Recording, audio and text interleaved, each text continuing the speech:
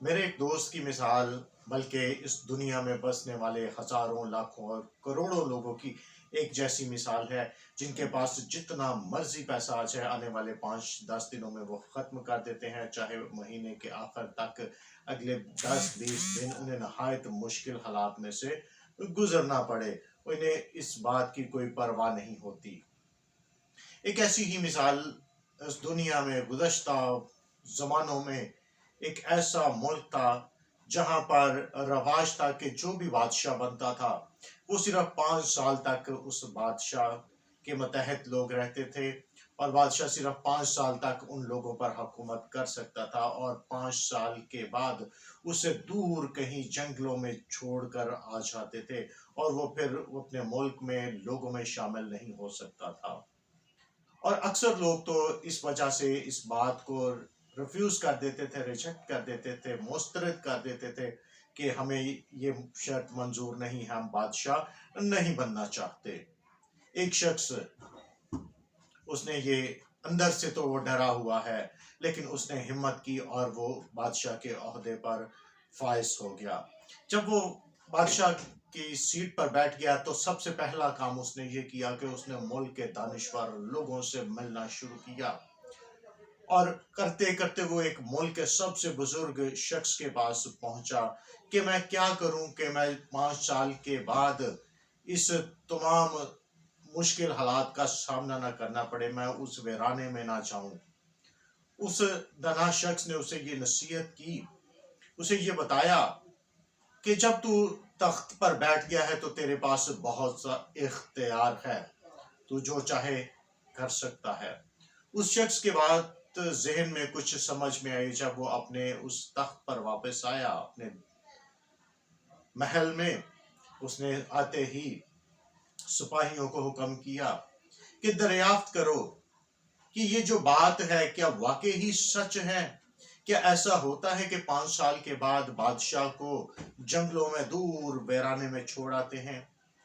جیسا میں نے سنا ہے تم پتہ کر کے آؤ۔ سپاہیوں نے آ کے کہا کہ یقیناً بادشاہ سلامت ایسا ہی ہوتا ہے، اسے ویرانوں میں چھوڑ آتے ہیں۔ پھر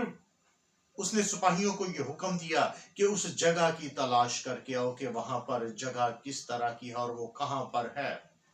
اور سپاہیوں کو روانہ کر دیا، اور انہوں نے بالآخر اس جگہ کی کھوج نکالی، اور انہوں نے آ کر اسے بتایا کہ بادشاہ وہ جنگل میں بہت ہی گھنا حصہ ہے جہاں پر درخت ہیں اور جہاں پر نہ کوئی پھل اور سبزیوں کی سہولت ہے، وہاں پر گندے پانی کا ایک تالاب ہے جہاں سے وہ صرف اسی پانی کو استعمال کرتے ہیں، اور وہاں پر جنگلی جانوروں کا، درندوں کا بھی ہے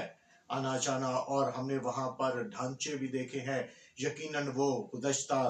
زمانوں کے بادشاہوں کے ہوں گے جو اس ملک پر حکومت کر کے گئے ہیں، یقیناً ان کو جانوروں نے پھاڑ کھایا ہوگا اور انہی کی وہ لاش ہے۔ پھر بادشاہ نے سپاہیوں کو حکم دیا کہ جا کر وہاں کے درختوں کو کاٹ دو، وہ جنگل کو جو ہے وہ میدان میں بدل دو۔ پھر اس نے اس گاؤں میں سے غریب لوگوں کو اکٹھا کیا، انہیں بہت سا روپیہ پیسہ دے کر انہیں وہاں پر بھیج دیا کہ اس جگہ کو جا کر آباد کرو، وہاں پر درخت لگاؤ، پھلوں کے سبزیاں اگاؤ۔ اور پھر رہی بات گندے تالاب کی، اس نے کہا کہ اس تالاب کو ختم کر کے وہاں پر انہوں نے ایک چھوٹی نہر کا انتظام کر دیا، وہاں پر ایک چھوٹی نہر انہوں نے کھدوا دی تاکہ لوگوں کے لیے، کاشتکاری کے لیے پانی میسر ہو سکے، اور انہوں نے اس کو ایک خوبصورت چھوٹے سے دیہات میں بدل دیا۔ اور جیسے ہی بادشاہ کے 5 سال ختم ہوئے ہیں، بادشاہ بجائے کہ غم زدہ ہوتا، وہ خوش ہے کہ میں اس جگہ پر جا رہا ہوں، اور جب وہ وہاں پر پہنچا تو وہاں کے لوگوں نے اس کو ویلکم کیا، کیونکہ وہ بادشاہ کی مہربانیوں سے وہاں پر خوشحال زندگی گزار رہے تھے، ان کے پاس ہر ایک چیز میسر تھی،